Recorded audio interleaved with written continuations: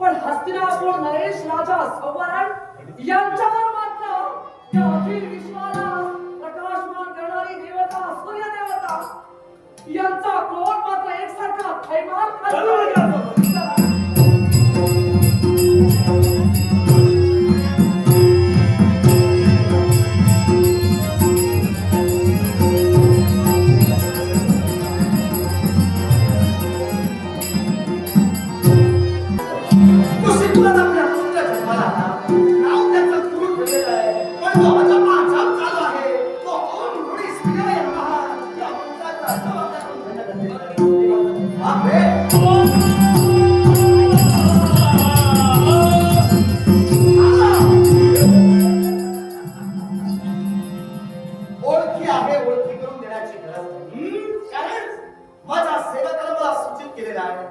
देवतांची संकट निर्माण करणारी शक्ती म्हणजे विपदा. माझ्या जीवनाची वाताळ करण्यासाठी प्रसन्नाने काय तुझा प्रार्थना केला? सूर्य देवतेची कन्या केवळ हिच्याशी आपण विवाह केला पण नका. ही कन्या पित्याची आज्ञा नसताना आणि त्याचा शासन करण्यासाठी विपदा नेत्या समोर उभी आहे. आज्ञा पित्याची जरी नसली तरी तिच्या आज्ञेनेच मी लग्न केलेलं आहे.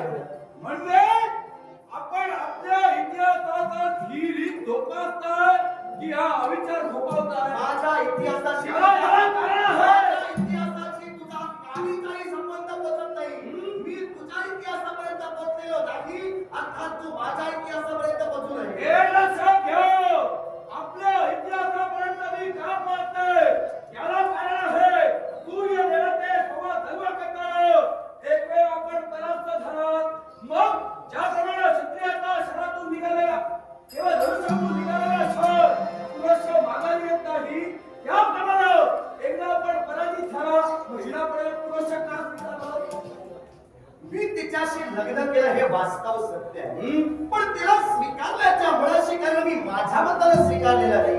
ते मी संज्ञा आणि तपती यांच्याच मनात इच्छा निर्माण झाली की संवर्णाबरोबर तपतीचा विवाह व्हावा. अर्थात मी जे लग्न केलेलं आहे ते तिच्या संमतीनं आणि तिच्या आईच्या संमतीनं. सूर्य देवांचा अजूनही विरोध आहे. कालांतरानं ते येणं जाणं चालू ठेवतील तेव्हा तुझा संबंध काही माझ्या लग्नाशी पोचत नाही. तू तुझ्या मार्गाला लाव. जशी क्रिया घडते तशी त्यावर प्रतिक्रिया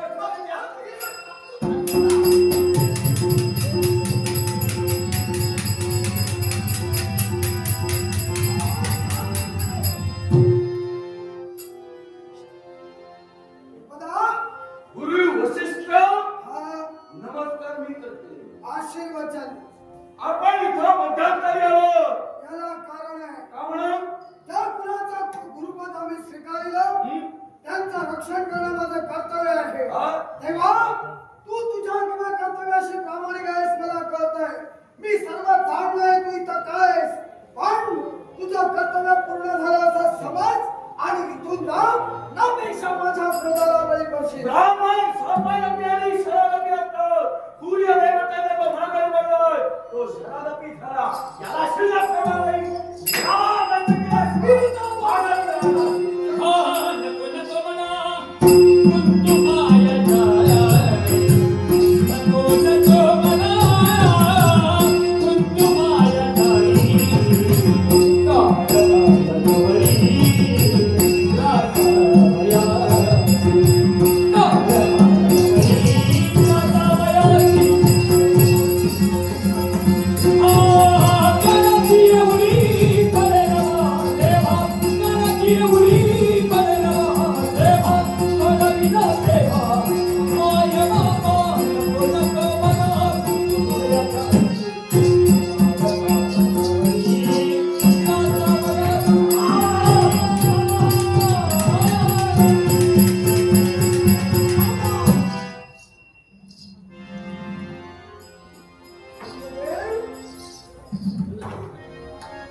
आशीर्वचन तुमच्याही तत्वाला आमचा प्रणाम.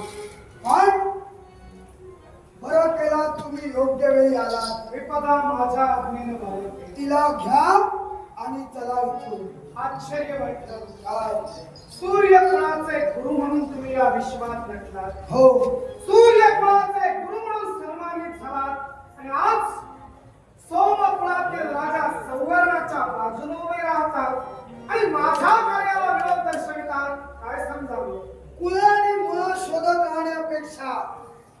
तुझी जशी अनेक किरण या पृथ्वी तलावर पडून सारीकडे प्रकाशमान होत आहे, तद्वत सूर्यकुळाच्या शाखा कशा विस्तारित झाल्या हे मी तुम्हाला सांगण्याची गरज नाही. आणि त्यामुळेच सूर्यकुळाचं गुरुत्व स्वीकारलं, तेच आज या सोमवंशापर्यंत येऊन पोहोचलं.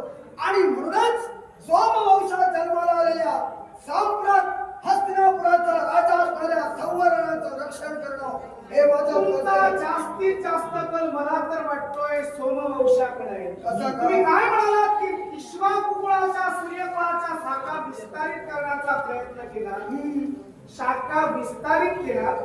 राजा निमिराजाला काय तुमचं धुरं मागलं? काय म्हणायचंय तुम्हाला? राजा निमिराजाला देह विरहित होशील हो, हा शाप दिला. याला जबाबदार निमी राजाच तो होता. कसा काय? कारण ज्या निमी राजाने माझे शब्द पायदळी तुडविले, एक यज्ञ करण्याचं योजिलं, त्या यज्ञाचं पौराणिक आम्ही स्वीकारावं अशी निमी राजाने विनंती केली.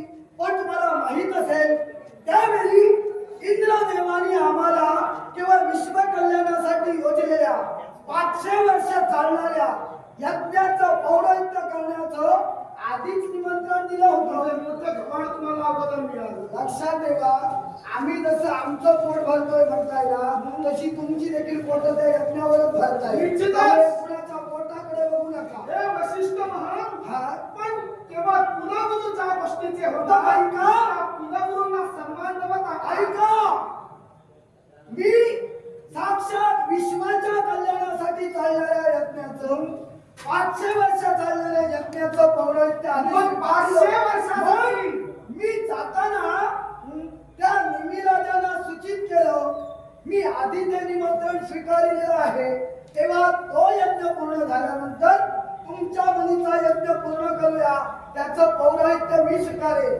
त्यावेळी निमिराजांनी नकार दर्शविला होता का तुम्हाला माहित आहे? नकार दर्शविला निश्चितच नाही. मौन अवस्था धारण केली. म्हणजे हो सुद्धा म्हणाले होते का? नाही सुद्धा म्हणाले नाही. मग प्रश्न तुम्ही कसा काय करता? मग तुम्ही कसं काय ठरवलं? निमिराजांनी नकार दिला. निमिराजांनी नकार दिलाही नाही, होकारही दिला मग ऐका. निमिराजांनी दुसरा पौरोहित्य करण्यासाठी ऋत्विज नेमला. या विश्वात जेव्हा मौन अवस्था धारण केली जाते, तेव्हा त्याला उत्तरीत अवस्था येत नाही, ब्रह्मचार्याच्या प्रश्नाला उत्तर मिळत नाही. तेव्हा दिली जाणारी मौन अवस्था ही त्या ठिकाणी होकारात प्रदर्शित होते. म्हणूनच आम्ही 500 वर्षाचा यज्ञ पूर्ण करून पुन्हा ज्यावेळी आलो, तेव्हा निमिराजे यज्ञ कार्य सुरू ठेवून आमचा अपमान करून राहिले होते. आणि म्हणूनच या अपमानाचं शासन म्हणून ते निद्रिस्त अवस्थेत असताना आम्ही त्यांना शाप दिला, तुम्ही देहविरहित व्हाल. काय हो, आम्ही दिलेला शाप फक्त तुम्हाला कळला, निमिराजांच्या बाबतीत घडविलेलं कळलं. निमिराजांनी आमच्या बाबतीत काय घडविलं ते तुम्ही सांगा. त्यांनी तसाच शाप दिला, तुम्ही देखील देहविरहित व्हाल. म्हणून आम्ही दोघेही विदेह होण्याचं ठरलो. त्यावरून झालं. आणि या विश्वात ब्रह्मदेवाचा पुत्र म्हणून जन्माला आलेला हा वशिष्ठ तो देह सोडून पुन्हा जन्माला आला. मग तो मित्र वरुण आणि उर्वशीमुळे वशिष्ठ महान काय निमिराजाला देह विरहित होण्याचा शाप दिला, हो तेव्हा माणसाच्या डोळ्यांची उघडझाप होत होती? नाही होत होती. मग ती उघडझाप होत नव्हती, ती उघडझाप झाली नसती तर तुमचं काय बिघडलं असतं? माणसाच्या देहाची या विश्वात जीवसृष्टीत माणसाच्या डोळ्याची नेत्रांची उघडझाप होत नव्हती. निमिराजाला तुम्ही देह विरहित केला आणि त्यानंतर मनुष्याचं भविष्य साधला, सूर्योदय उन्नती साधला, भविष्य साधलं. पण ते आमच्या मनाने आणि आमच्या स्वार्थाने नव्हे. कारण ज्यावेळी साऱ्या देवता यज्ञ कार्य पूर्णतेस केल्याची फलश्रुती देण्यासाठी म्हणून त्या अवस्थेत असताना, विदेह अवस्थेत, आत्मा बाजूला शरीर बाजूला अशा अवस्थेत असताना अवतीर्ण झाल्या आणि निमिराजांचं कल्याण करू इच्छित होत्या, त्यावेळी निमिराजांनी स्वतःच्या मुखातून इच्छा दर्शवली, पुन्हा मला या मानवाचे भोग भोगायचे नाही, तेव्हा मला स्थान हवंय. हे निमिराजांचे शब्द, मला स्थान हवंय ते प्रत्येकाच्या नेत्रात. आणि म्हणूनच प्रत्येकाच्या नेत्रात त्यांना स्थान दिलं ते मानवांच्या. आणि मानवांच्या नेत्राची उघडझाप ती एक निमिष ठरली गेली. निमी राजामुळे घडलं म्हणून त्याला निमिष असं संबोधलं गेलं. याला कारण काय तर देवतांचा देह हा मलमूत्र विरहित आहे, पण मानवांचा देह हा या विश्वात केवळ स्वच्छ राहून शुद्ध राहून मानवाच्या देहाची अवस्था ही सुदृढ राहावी. मानवाच्या देहाला कधी त्रास होऊ नये यासाठी मानवाच्या अंगी असणारे मलमूत्र हे विसर्जित होणं हे नियतीला धरून गरजेचं होतं. निमित्त ठरले राजे निमी आणि म्हणूनच निमी राजाने आपल्या पुण्याईच्या करून अखिल मानवांचं कल्याण केलं. मी देखील तेच मग वशिष्ठ म्हणून निमेष आणि उन्मेष ही घटना या विश्वात मानवांसाठी नेत्राची उघडझाप म्हणून ठेविला. हो. मग निमी राजाच्या बाबतीत म्हणजे विश्वाकुळाच्या सूर्यकुळाच्या बाबतीत हे घडविला. सोमवंशाचा असं काय दिवे लावला. सोमवंशाच्या बाजूला काय दिवे या लावला. विश्वात सोमवंश जो विस्तारला जातोय तो माझ्यामुळे काय अनवित केलं. म्हणजे केवळ तेच मी म्हणतोय म्हणजे त्यांचा उद्धार करणार आणि या सूर्यकुळातील राजकर्त्यांना अधोगतीला नेणार. मग यांच्या पाठीशी राहून जर पाठराखण केला तर कुलगुरूंना कुलगुरू सुद्धा म्हणायला कुणाला देव तुम्ही नाही. एक ध्यानी ठेवा या विश्वात तुम्ही एक देव आहात. या सृष्टीत काय घडतंय हे तुमच्याकडून तर सुटणारं नव्हे. पाप काय पुण्य काय हे तुम्ही जाणणार आहात, पण सांप्रतच्या परिस्थितीत हा तुमचा वृद्धा स्वाभिमान आहे. कारण तुमच्या कन्येनं तुमच्या मनाविरुद्ध जाऊन हे सर्व घडविलं. पण लक्षात ठेवा आधी तुमच्या घरात एकोपा ठेवा. तुमची पत्नी तुमच्या विचारात नाही, ती येऊन सवरानांच्या हाती हात देते मुलीचा आणि तुमच्या घरात एकोपा वसिष्ठ महान! आणि मग जगाच्या वसिष्ठ महान, माझ्या कुटुंबाकडे तुम्ही डोळे उघडे ठेवून बघू नका. राजा सौवर्णानं जी मुद्रिका दिली त्यानंतर मुलीच्या मनात बदल झाला. त्या अगोदर माझी कन्या नकारत दर्शवत होती तेव्हाच्या सोमवंशाची बाजू घेऊन बोलतात. ते काय काय भानामती करतात ते आधी बघा, नंतर माझ्या कुटुंबाकडे पण बघा. हे भानामती तुमच्या डोळ्यात आले होते त्यावेळी तुम्ही तिथं समोर होता आणि त्यावेळी का रोखलं नाही. माझ्या अप्रत्यक्ष ही घटना घडली आणि म्हणूनच त्याच्या योगेतून तिच्यात बदल झाला आणि हा बदल त्याचा कारण केवळ माझी कन्या आणि माझी संज्ञा नव्हे तर याला जबाबदार माझा सौवर्ण आहे. पण राजा सवरण जर का जबाबदार असेल तर मी देखील माझी जबाबदारी जाणतोय आणि ती जबाबदारी काय तर या वंशाचं रक्षण करणं आणि ते खंडन करण्याचा प्रयत्न जर का तुमच्याकडे होत असेल मला प्रतिकार तुम्हाला करावा लागेल. करेन. या गुरुतत्वाला सुद्धा प्रतिकार या सूर्यदेवाला पण करायला प्रत्यक्षाला लागेल. प्रमाण नको. हा सूत्रधार तू विश्वाचा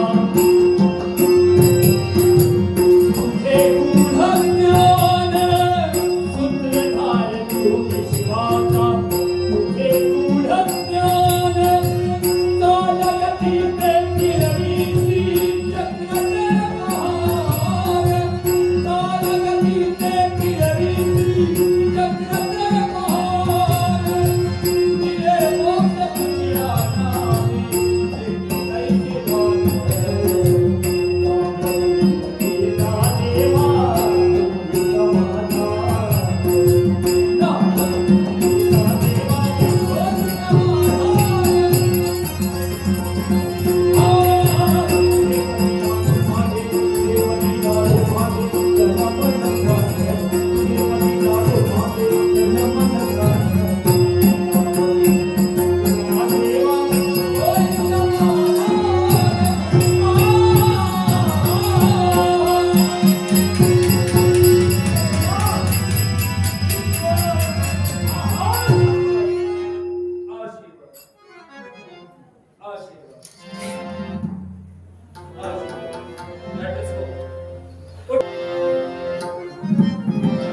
सूर्यदेव महंत वशिष्ठांशी संघर्ष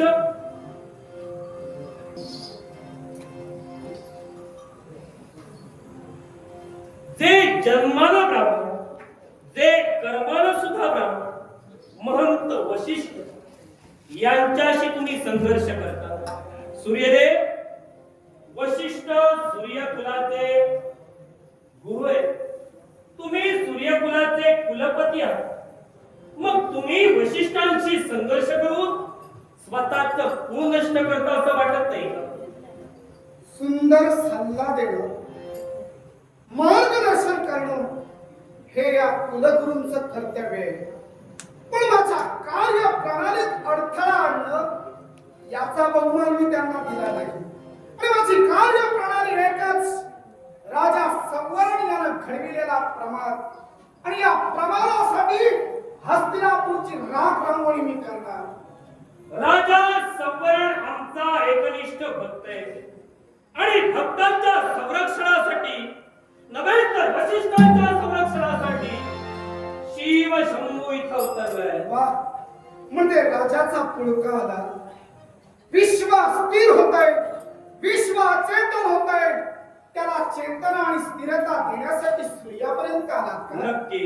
मग सांगा भोलेनाथ, एतश नावाच्या द्रष्टानं, एतश नावाच्या द्रष्टानं आमच्याशी संघर्ष चालविला. चूक एतशांची असताना इंद्रदेव सहकार्य करत होते, तेव्हा सूर्य देवानं त्या एतशांना घायल केलं, तेव्हा विश्वाचं संतुलन बिघडत नव्हतं का? नक्कीच बिघडत होतं. मग तेव्हा तुम्ही कुठं होता? सूर्यदेव आज जसे आलात तसे तेव्हा काय येऊ शकला नाही. कारण तो वाद आमच्या तत्वात बसत नव्हता. कसा काय? एकच एतश पुत्र, प्रत्येक बापाचा मनात आणि प्रत्येक बापाचं कर्तव्य असतं आपला पुत्र विश्वाच्या ठिकाणी नावलौकिकतेस पात्र व्हावा. पण या एतशने काय केलं? स्वतःच्या पुत्रानं मंत्र ऋचा म्हणत असताना मुखावर हस्त धरला, म्हणजे एतशचं तोंड बंद केलं आणि म्हणून त्यानं आपल्या पुत्राला शाप दिला की विश्वा तुला कुष्ठ होईल, म्हणजे कुष्ठ रोगाने तू पीडित होशील.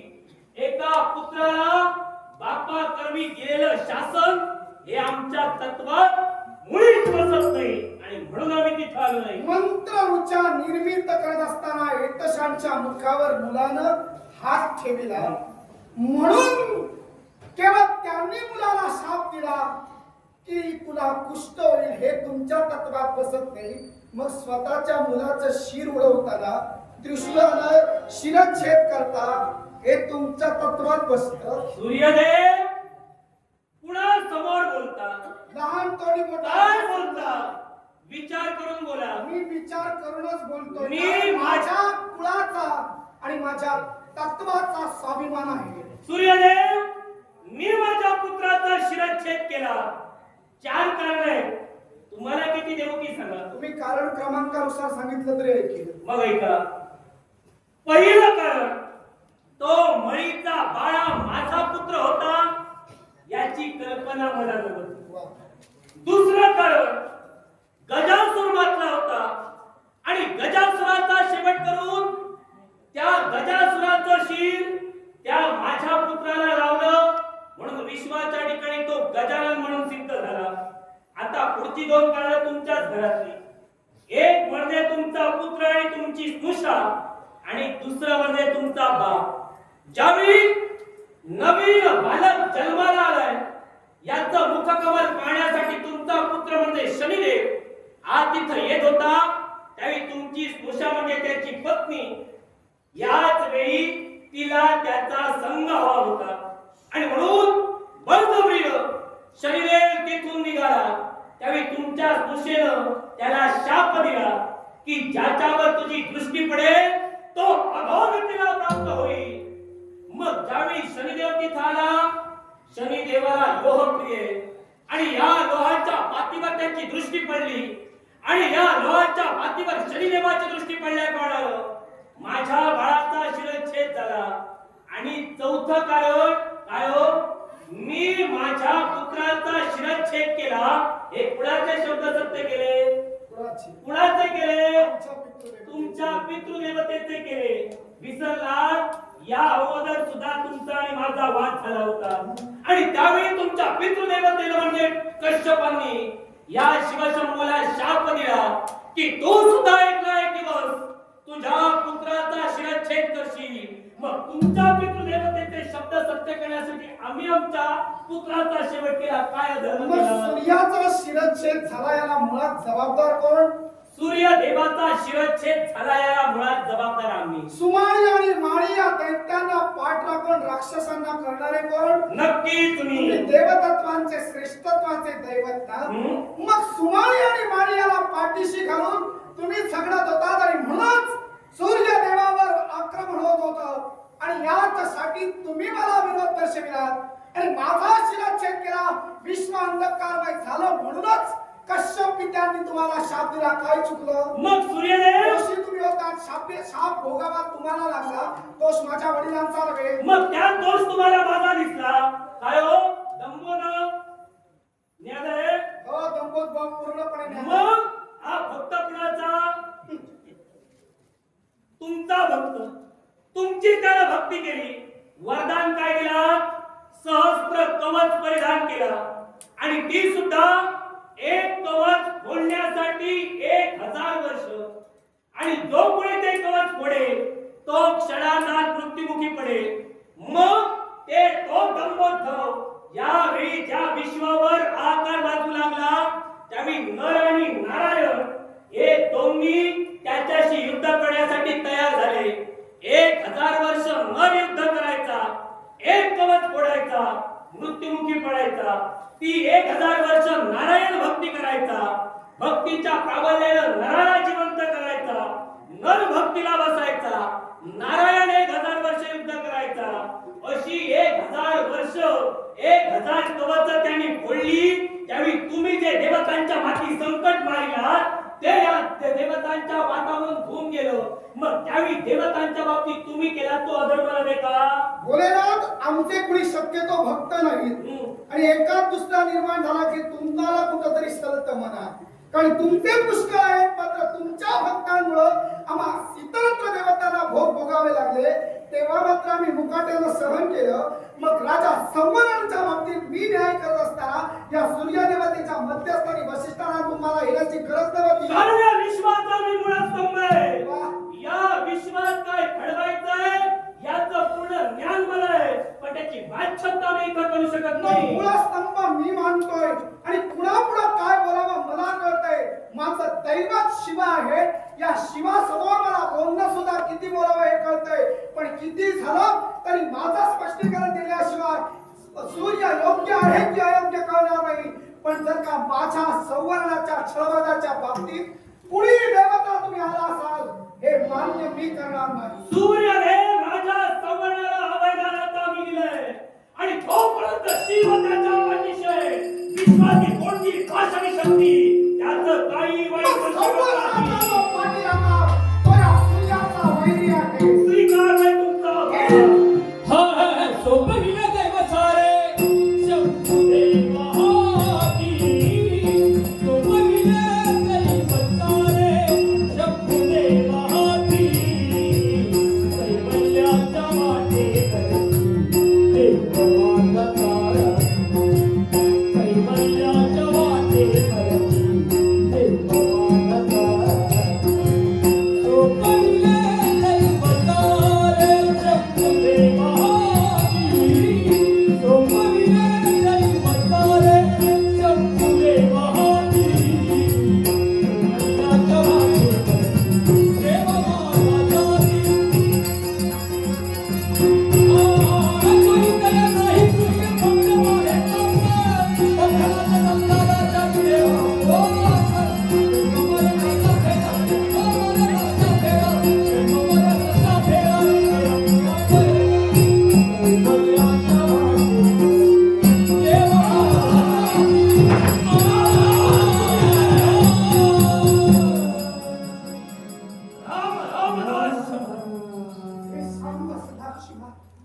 सूर्य शरण आहे.